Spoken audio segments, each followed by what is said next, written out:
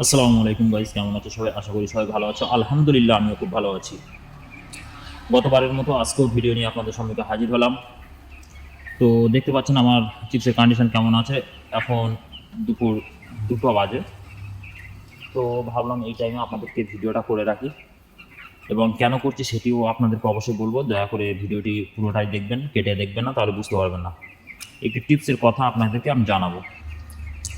গরমের সময় যে হিট স্ট্রোকের যে প্রবলেমটা হয়, সেটা কেন হয়, কিসের জন্য হয়, কেন হয়, ঠিক আছে, সেটা আপনাদেরকে জানাবো এখন। তো তার কারণে আর কি আমি আজকে দুপুরে ভিডিওটা নিয়ে চলে আসলাম।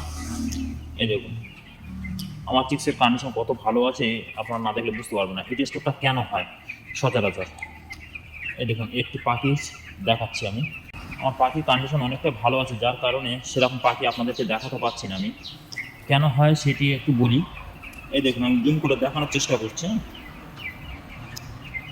এই দেখুন এই যে মুখটা ঢুকিয়ে দিয়ে আছে, গরমের সময় এই যে মুখটা ঢুকিয়ে দিয়ে আছে, দেওয়ার পরে এই যে নাকের ভুসিটা ঢুকবে, ঠিক আছে, নাকের ভুসিটা ঢুকবে, ঢোকার পরে দম বন্ধ হয়ে যায় আর কি, ঠিক আছে, ওদের যে নিঃশ্বাস প্রশ্বাসটা ওটা বন্ধ হয়ে যায়, যার কারণে হিট স্ট্রোকটা হয়।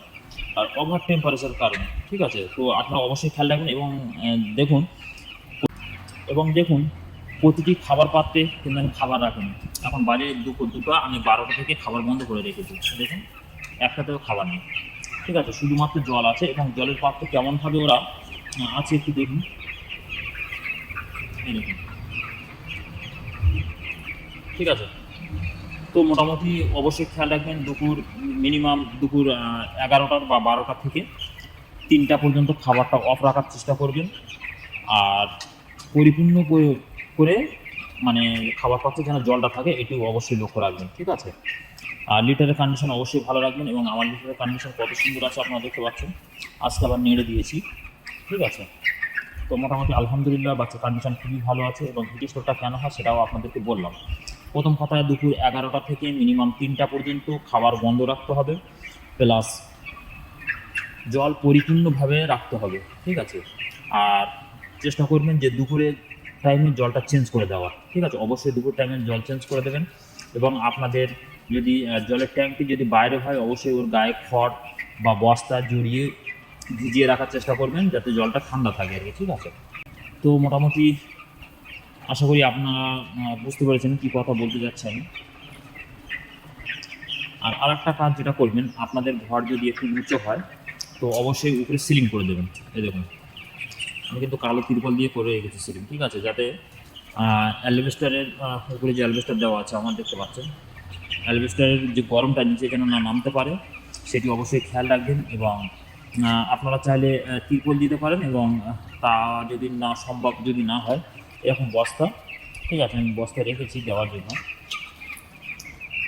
এরকম বস্তা আপনারা উপরে সিলিং করে দিতে পারেন, ঠিক আছে। দেওয়ার পর ওটাতে কী হবে, আপনার যে উপরের যে গরমটা, ঠিক আছে, উপরের যে গরমটা ওটা নিচে আর কি নামবে না, ঠিক আছে। আর পাখা অবশ্যই দুপুর টাইমে চালু রাখবেন মিনিমাম 3 ঘন্টার জন্য। মানে যে টাইমে আপনারা খাবার বন্ধ করে দেবেন, সেই টাইম থেকে আপনারা পাখাটি অবশ্যই চালু করে দেবেন, এটি অবশ্যই খেয়াল রাখবেন। দেওয়ার পরে আরও একটা কাজ করতে পারেন আপনারা, দুপুর 1টা থেকে 2টোর ভিতরে একবার আপনারা প্লেন জল দিয়ে স্প্রে করতে পারেন, ঠিক আছে। প্লেন জল, ঠান্ডা জল দিয়ে গায়ে, চিক্সের গায়ে স্প্রে করে দিতে পারেন।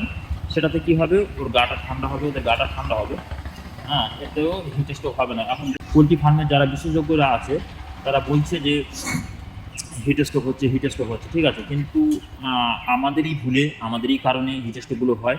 এবং এখানে বাচ্চা জড়ো হওয়ার একটি কারণ আছে, দেখাচ্ছি। ওই দেখুন ওইদিকে ফাঁকা আছে আমার, ঠিক আছে, আর এদিকে আছে। এদিকে জড়ো হওয়ার কারণ হচ্ছে এখানে পাখা চলছে আমার, দেখুন এই পাখাটি চলছে, যার কারণে কি এখানে সমস্ত চিপস আছে। এবং কত সুন্দর কন্ডিশন আছে আপনাদেরকে আমি দেখাচ্ছি।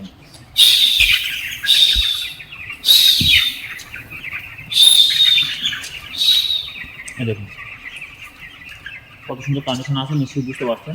আর ইনশাল্লাহ এখনও টেম্পারেচার আমি দেখাশোনার চেষ্টা করছি যে কতটা টেম্পারেচার আছে।